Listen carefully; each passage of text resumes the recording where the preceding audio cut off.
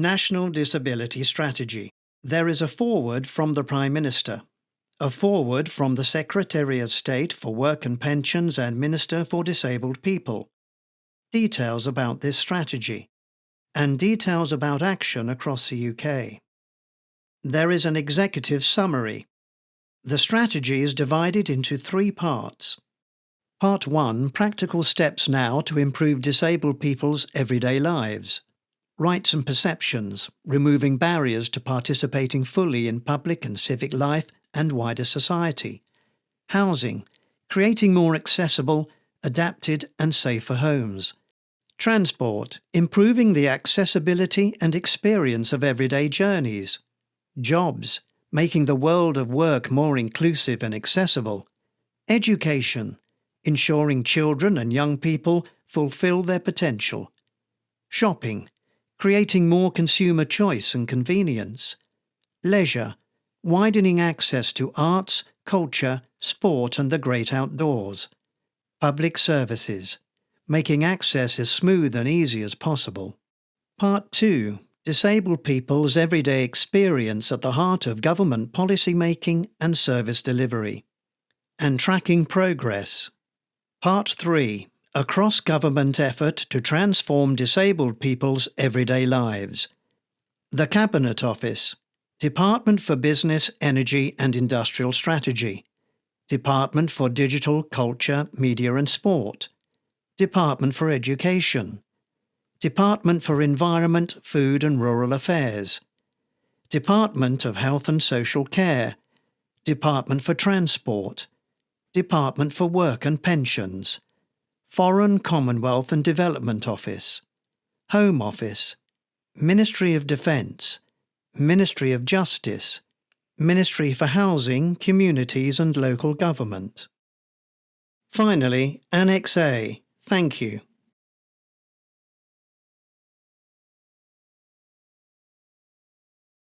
Foreword from the Prime Minister. Imagine if there was a vast British city where the 14 million residents were much less likely than those elsewhere to have a job, or even any qualifications at all, where the children were twice as likely to become victims of crime. Far fewer adults owned their own home, and the impact of coronavirus had been distressingly disproportionate. If such a place existed, policymakers and politicians would be clamouring to intervene and fix the obvious injustices that bedeviled the population. Think tanks would whir into action. Task forces would be created. No stone would be left unturned. Yet these statistics relate to the daily reality of life of the UK's 14.1 million people living with a disability. And even though it is more than a quarter of a century since John Major introduced the groundbreaking Disability Discrimination Act, no UK government has ever drawn up such a comprehensive, concerted, cross-government plan to deal with such problems and make disability policy a truly ecumenical endeavour. That is until now, because if there is one thing more than any other that drives this government, it's our determination to level up the country so that whoever and wherever you are, the spark of your talent and potential can be connected with the kindling of opportunity. Viewed through such a prism, the situation facing our disabled people, 1 in 5 of the population, is not only a scandal for those involved, but a waste of talent and potential that we can ill afford. And while progress has been made in some areas, for example with more housing becoming more accessible, we can and must do better, which is what this strategy is all about. Formulated with the input of more than 14,000 disabled people in one of the largest ever exercises of its kind, refined over many months with the help from policy experts, campaign groups, charities and more, it is a truly cross-cutting national strategy. It sees departments and agencies in every corner of government setting out how they will do their bit to bring about the practical and lasting change that will make a material difference to the lives of disabled people right across our country. Not just bridging the gaping chasm of education, skills and employment, even in 2021, A disabled person with a degree is no more likely to have a job than a non-disabled person who left school at 16, but addressing the countless instances of unfairness that plague daily life, in everything from grocery shopping to the accessibility of courtrooms. It is the most far-reaching endeavour in this area for a generation or more, not merely as a set of worthy aspirations, but a concrete plan for the future.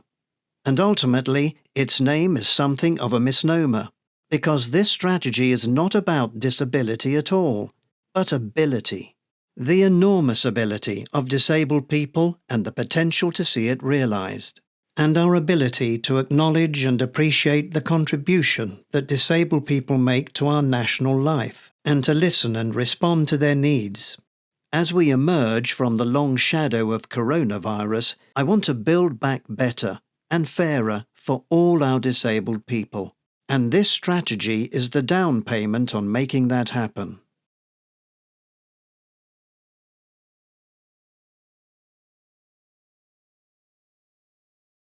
Foreword from the Secretary of State for Work and Pensions and Minister for Disabled People. Many of us will have woken up this morning confronted with all the potential ways our day might be defined, not by our actions or aspirations, but by the barriers that stand between us and our day. This is a daily reality for many of the over 14 million disabled people in this country.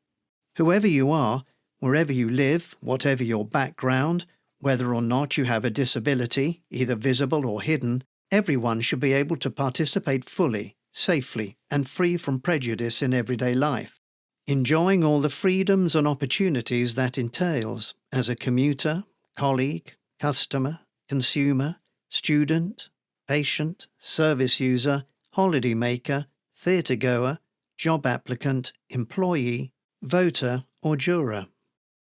Our 2019 manifesto committed to publishing a national disability strategy to improve the everyday lives of disabled people in areas like housing, transport, jobs and education.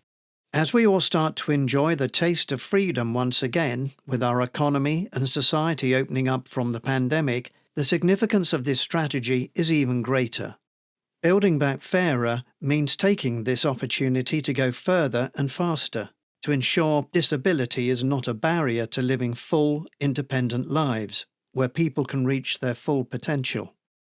Building on the progress that has been made over the last 25 years since the Disability Discrimination Act, this strategy represents the single greatest focus and collaboration across government to develop a wide-ranging portfolio of practical actions that will help us to level up opportunity and improve the experience disabled people have going about daily life.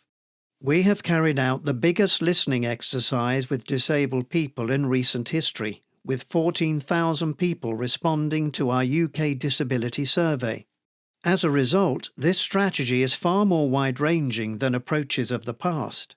Informed by what we have heard, the strategy sets out the actions that will positively impact every part of disabled people's everyday lives: accessible homes, commuting and getting out and about on public transport, using the local high street or going online, enjoying culture, the arts or the great outdoors, and exercising civil roles like jury service and voting. The strategy also sets out how we will help disabled people fulfill their potential through work, aiming to fulfill another manifesto commitment of reducing the disability employment gap. Individually, each commitment may seem like a small step. Collectively, they represent a significant leap forward.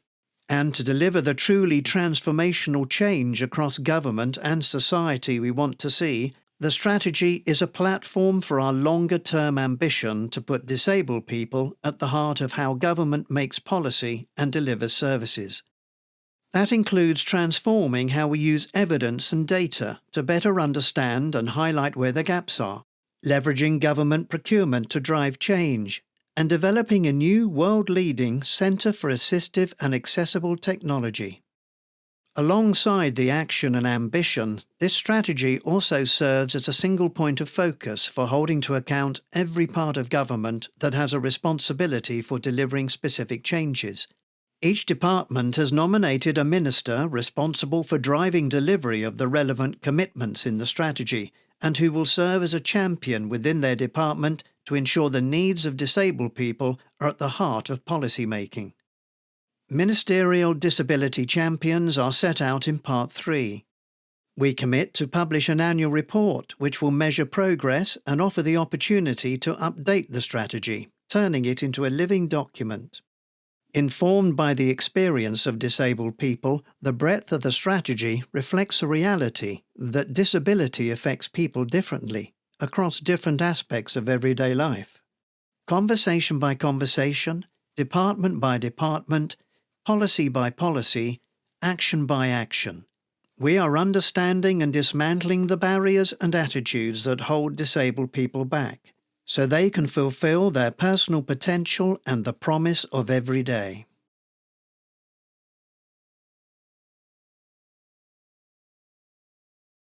About this strategy. A huge range of organisations and individuals have shaped the development of this strategy. The UK Disability Survey launched in January 2021 and ran until April. Thousands of people responded to inform this strategy, including disabled people, families and carers. We have also worked with Policy Lab, which brings people-centred design approaches to policy making to build a more in-depth understanding of the everyday experience of disabled people. This work took place in 2020, both before and during the COVID-19 pandemic, and aimed to deepen our understanding of the everyday experience of 11 disabled people. Findings from the UK Disability Survey and our lived experience research are being published alongside this strategy. We hope these are useful additions to the qualitative and quantitative evidence base on disability, as well as useful context for the development of this strategy.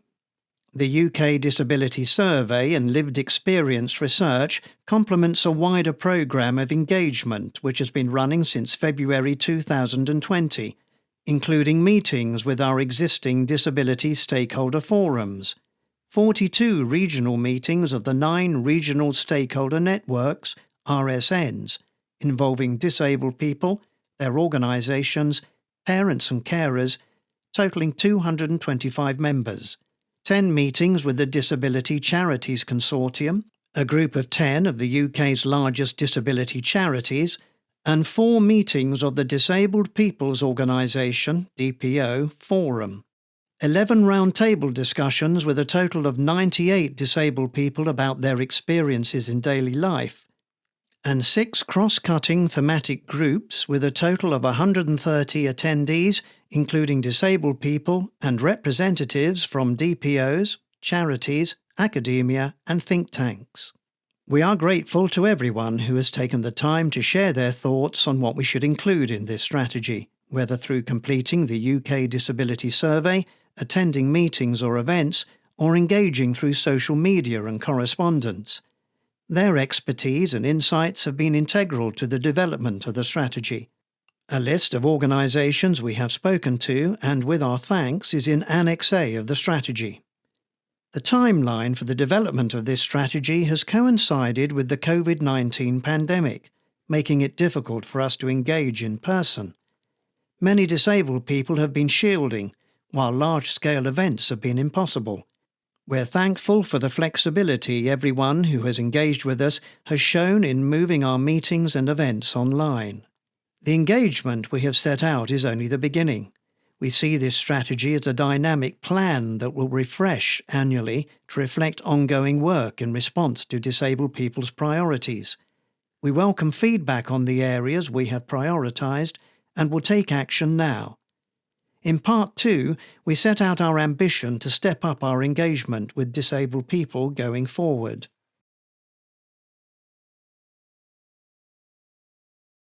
Action across the UK.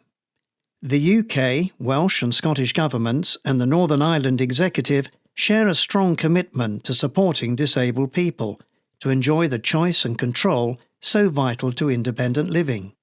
The Equality Act 2010 applies in Great Britain, England, Wales and Scotland. The Disability Discrimination Act 1995 applies in Northern Ireland.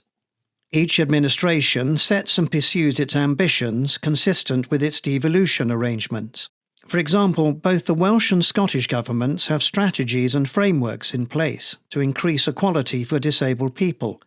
The Northern Ireland Executive is in the process of developing a strategy specific to the needs of the people in Northern Ireland. Underlying the approaches of devolved administrations is the social model of disability. The social model helps us recognise barriers that make life harder for disabled people. Removing these barriers creates equality and offers disabled people more independence, choice and control. Many of the policy areas relevant to this strategy are devolved. Devolution recognises the value of such policies being tailored to the particular needs and wishes of the people in each part of the UK.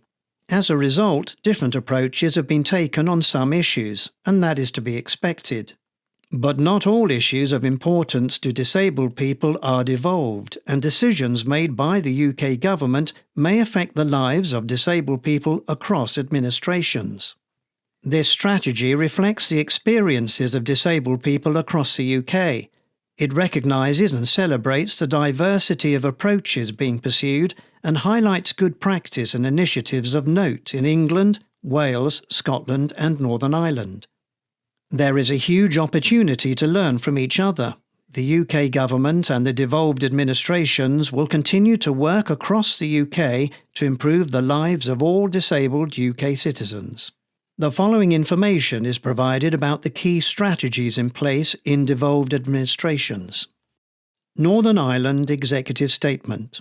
The Northern Ireland Executive began to work on a new disability strategy for Northern Ireland in September 2020. The strategy is being developed through co-design with involvement from disabled people and their representative organisations at all stages of the process. It will be outcome-focused, rights-based and aligned with international obligations, including the United Nations Convention on the Rights of Persons with Disabilities, UNCRPD.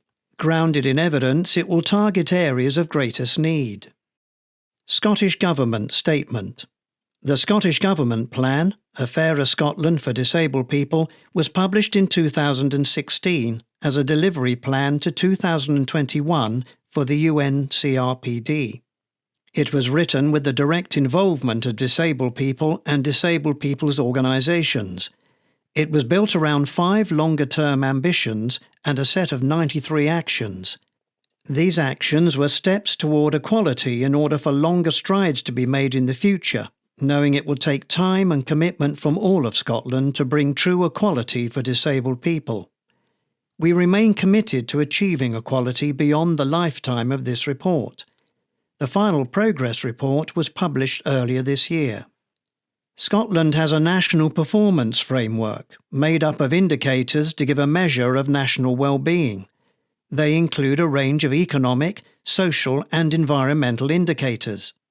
To monitor progress towards advancing equality for disabled people in 2019 and again in 2021, the Scottish Government published Scotland's Wellbeing, National Outcomes for Disabled People, an analysis of the National Performance Framework, NPF, outcome indicators from the perspective of disability. The NPF indicators have been used to measure how disabled people's experiences of living in Scotland compares to non-disabled people's experiences. The use of established data, monitored on an ongoing basis, is enabling the Scottish Government to track progress towards equality. Welsh Government Statement. The Welsh Government's framework, Action on Disability, the Right to Independent Living, was launched by the former Deputy Minister and Chief Whip on the 18th of September 2019. Our framework was developed with disabled people's organisations, service providers and other stakeholders, including many Welsh Government departments. The framework is based on equality and human rights and sets out how we're fulfilling our obligations under the UN Convention on the Rights of Persons with Disabilities, UNCRPD. The framework also highlights the role of key legislation, including the Wellbeing of Future Generations Wales Act 2015 and the Social Services and Wellbeing Wales Act 2014. Underpinning the whole framework is the social model of disability, which was adopted in 2002. The framework is accompanied by an action plan to tackle some of the key barriers faced by disabled people, including transport, employment, housing, and access to buildings and places. For example, our disabled champions work with employers to effectively support disabled people into work. In March 2021, the Welsh Government commenced the socio-economic duty, another key lever to help achieve greater equality in Wales. In light of the COVID-19 pandemic, work has been undertaken to look at necessary changes to the action plan. Through the Ministerial Disability Equality Forum, this culminated in a report by Professor Debbie Foster, entitled Locked Out: Liberating Disabled People's Lives and Rights in Wales Beyond COVID-19. A task force will be convened to take forward actions arising from the report through consultation.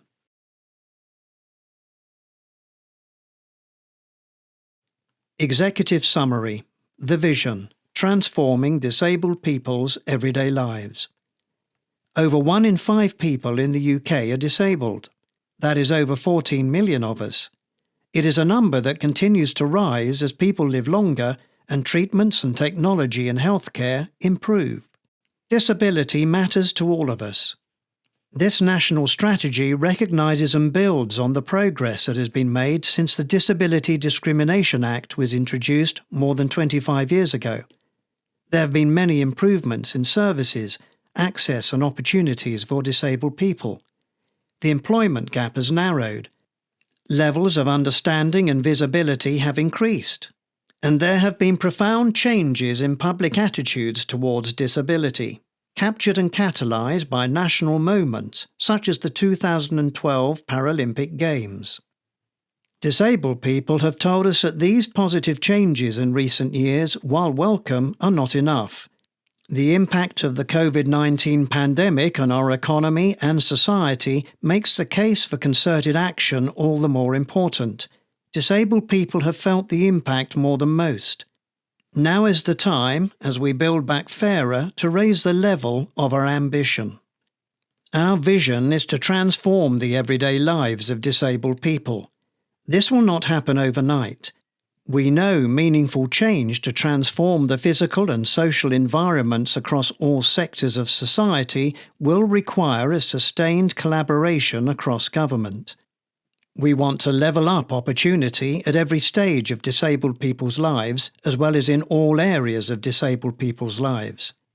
Disabled children should have the same opportunities to fulfill their potential as non-disabled children, and so should disabled young people. In this strategy, we outline targeted action to support disabled children in education, as well as broader action such as changing perceptions, which will benefit disabled children as well as disabled adults. We want to transform the lives of all disabled people. We include disabled people with visible and invisible disabilities. We include disabled people who do not identify as disabled. We include non-disabled people who might have been disabled in the past or become disabled in the future. This strategy sets out immediate actions we will take on the path towards our vision to transform disabled people's everyday lives. The lived experience, rooting the strategy in the everyday experience of disabled people. Beth told us, "What does disability mean to me? The usual connotations. I find it harder to do certain things than others would. I see things differently. I don't struggle. I've just spent my life finding efficient ways of getting round the challenges I've had." Disabled people's aspirations for their lives are no different from non-disabled people's aspirations. We all want to live fulfilling lives. We want to be safe and healthy. We want autonomy about where we live, how we live, and with whom we live. We want to go outside, meet other people, and go places. We want to easily access the support we need to live an independent life and to feel confident that we won't lose it. We want to be able to participate in society, to be valued, to go to work. However, disabled people's everyday experience is very different from non-disabled people. Every day, many disabled people wake up in a home that is not adapted to their needs, rely on an unpredictable transport network to get out and about, navigate inaccessible and inflexible workplaces or education settings, face limited choice and additional expense when shopping around for goods and services, use unresponsive and fragmented public services that do not meet their needs, feel excluded from leisure opportunities and socializing, find themselves barred from exercising rights such as voting and serving on a jury. The current evidence base on disability is incomplete and of variable quality, but nonetheless underlines the scale of the challenge in tackling the enduring barriers disabled people may face throughout their day. When at home, only 1 in 10 homes in England have at least one adaptation for disabled people. When commuting, just a quarter of train stations have step-free access between all platforms. At work or in education, there remains more than a 28 percentage point gap in the employment rate of working-age disabled people compared with working-age non-disabled people. And while the proportion of disabled people with a degree has increased from 15.9% in 2013 to 14 to 23% in 2019 to 20, the gap between disabled people and non-disabled people has not narrowed. When shopping or getting about, 2 in 5 disabled people have experienced difficulty shopping around for products or services, with reported barriers including a lack of appropriate facilities, 16%, difficulty using public transport, 15%, and difficulty moving around premises, 13%. When accessing public services online, when tested in September 2020, the websites of 9 of the 10 most populated English county councils did not meet accessibility standards. In feeling connected to others, disabled people are more than 3 times more likely than non-disabled people to often or always feel lonely, with well-being rates for disabled people consistently lower than for non-disabled people. Disabled people more often indicated that the impact of the pandemic had affected their well-being more than non-disabled people. The disparity in well-being and loneliness between disabled and non-disabled people has not improved since 2013 to 2014. When it comes to basic rights like the right to be safe from harm, disabled people are disproportionately affected by crime. Disabled adults are more likely to be victims of crime, 20.8%, than other adults, 19%. And disabled children aged 10 to 15, 12%, are almost twice as likely to be victims of crime than other children, 6.3%. The 14,500 earlier respondents to the UK Disability Survey and the participants in our lived experience research told us a similar story to these statistics. Their experiences can be found throughout this strategy. The action now. Practical steps to improve disabled people's everyday lives. Part 1 sets out immediate commitments we will make to improve every part of a disabled person's day, from the moment someone gets up to the moment they go to bed. These immediate steps will not, in and of themselves, lead to the transformative change we want to see in disabled people's everyday lives, so we do not stop there. The longer-term ambition. Putting disabled people at the heart of the design and delivery of services. Part 2 sets out ambitious changes to how the government works with and for disabled people in the future. We commit to putting disabled people at the heart of government policy making and service delivery, laying the foundations for longer-term transformative change. We will ensure disability is well understood by UK government departments and that the needs and experiences of disabled people are central to policy making and always taken into account by frontline staff. We will work across government departments to embed the following elements which underpin our future approach to disability. 1. Ensure fairness and equality. We will empower disabled people by promoting fairness and equality of opportunities, outcomes and experiences, including work and access to products and services. 2. Consider disability from the start. We will embed inclusive and accessible approaches and services to avoid creating disabling experiences from the outset. 3. Support independent living. We will actively encourage initiatives that support all disabled people to have choice and control in life. 4. Increase participation. We will enable greater inclusion of a diverse disabled population in the development and delivery of services, products and policies. 5. Deliver joined-up responses. We will work across organisational boundaries and improve data and evidence to better understand and respond to complex issues that affect disabled people. These elements complement those of the UNCRPD. The practical steps in Parts 1 and 2 will set us on the path towards our goal to transform disabled people's lives. We do not pretend to have addressed all the issues disabled people have raised with us, nor do we pretend that transformation of our physical and social infrastructure will happen overnight. This is a realistic and deliverable strategy that is rooted in the everyday experience of disabled people. It will not sit on a shelf. We will publish an annual report by summer 2022 and continue to drive action in the areas requiring sustained cross-government ambition. In 2021 to 22, we plan to focus further action on accessible products and services, tackling crime against disabled people, social participation. We have chosen these areas because disabled people have told us they have a major impact on their everyday lives, at every stage of life from childhood through working age to old age. They require concerted action from government and beyond, and longer-term action is required to make a tangible difference. The call to action: disability is everyone's business. This strategy sets out how the government will play its part, but disabled people have told us that there is a need for action from wider society. Disabled people's everyday experience is shaped by a wide range of actors. Individual citizens, charities, wider public services and businesses must all play their part in driving the transformative change we want to see. This strategy is also a call to action across society. We set out the immediate steps we will take to encourage wider society to take action.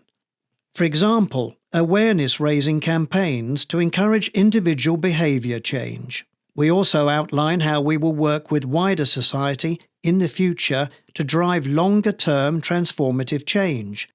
For example, with business through appointing new disability and access ambassadors.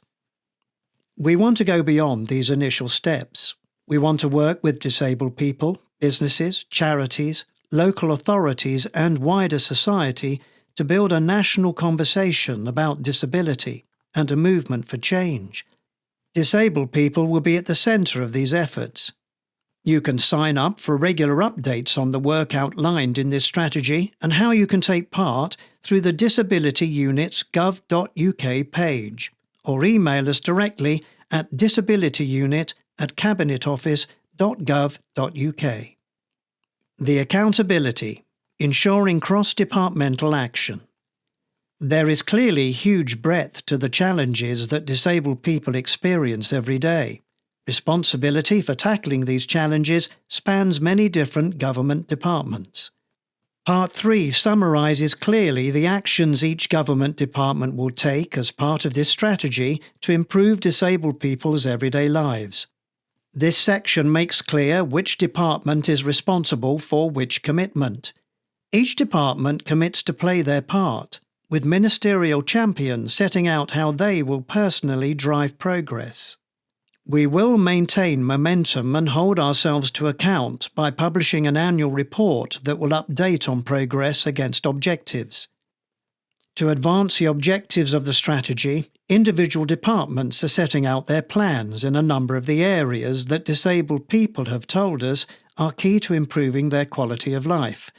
These include the Health and Disability Green Paper, Shaping Future Support, led by the Department for Work and Pensions, DWP, setting out proposals to make the disability benefit system easier to access and navigate.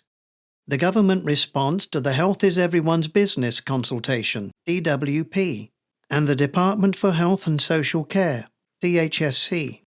The Department for Education's publication of the findings of the Special Educational Needs and Disability Review, known as SEND, and the DHSC's refreshed autism strategy. We know from the UK Disability Survey and our lived experience research that social care is a hugely important area of support to many disabled people, and we have also heard it needs reform. This strategy does not ignore the need for social care reform, which will be led by DHSC with proposals published later this year. We present what we have heard about the importance of this support to many disabled people and point to longer-term reform efforts led by DHSC throughout this strategy. Part 1 of this strategy is explained in the next video.